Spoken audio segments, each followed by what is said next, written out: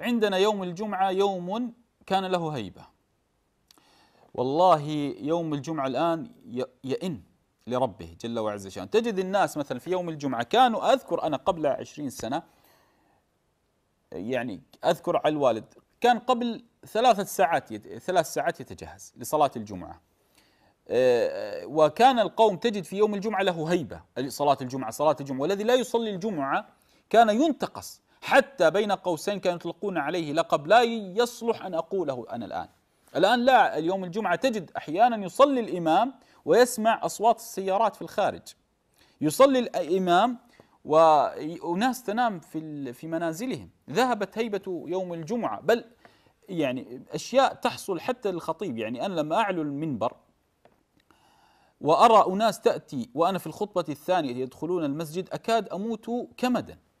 يعني الآن أنا على المنبر، أما تعلم أن الصحف طويت؟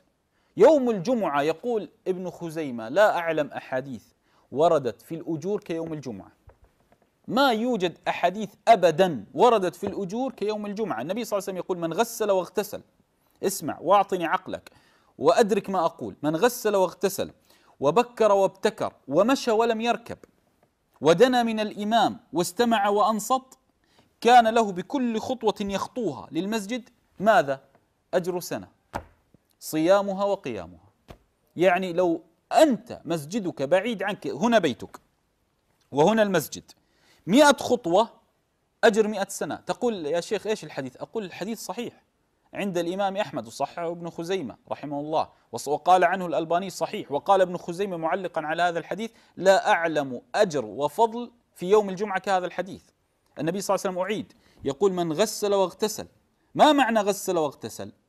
أي أمر زوجته أن تغتسل، أمر زوجته أن يغتسل واغتسله، وقيل أي غسل رأسه واغتسل بجسده. واضح؟ لهذا العلماء قالوا لا يدخل الأعزب بهذا، لأن النبي صلى الله عليه وسلم يقول من اغتسل في يوم الجمعة من جنابه. واضح؟ فقالوا الأعزب لا يدخل في هذا الحديث، ومنهم من قال رحمة الله عز وجل أوسع بل يدخل. لهذا النبي صلى الله عليه وسلم يقول من غسل واغتسل، بمعنى أمر حتى زوجته أن تغتسل في يوم الجمعة أو غسل رأسه وجسده. ثم قال صلى الله عليه وسلم وبكر وابتكر، يعني خرج للصلاة مبكرا، ويعني بكر وابتكر أي حتى الخطبة، يعني ليس العبرة أن تخرج من بيتك للمسجد، بل وأن تدرك الخطبة من بدايتها. لهذا قال صلى الله عليه وسلم بكر بخروجه المنزل وابتكر في خطبته، يعني كان جالسا صلى الله عليه وسلم. قال ومشى ولم يركب، يعني مشى مشيا للمسجد، لم يأتي بالسيارة، مشى. لماذا؟ حتى يأخذ الأجر. قال ومشى ولم يركب ودنا من الإمام. ما معنى دنا من الإمام؟ أي كان تحت المنبر، وقيل الصفوف الأولى. لهذا ابن مسعود دخل المسجد في يوم الجمعة فرأى نفسه الرابع فبكى. ابن مسعود دخل المسجد في يوم الجمعة فكان الرابع فبكى. ماذا قال بعدها؟ قال وما الرابع عن ربه ببعيد جل وعز شانه، وما الرابع عن ربه ببعيد. فدنا من الإمام، يعني كان تحت منبر الإمام. قال صلى الله عليه وسلم واستمع وأنصت.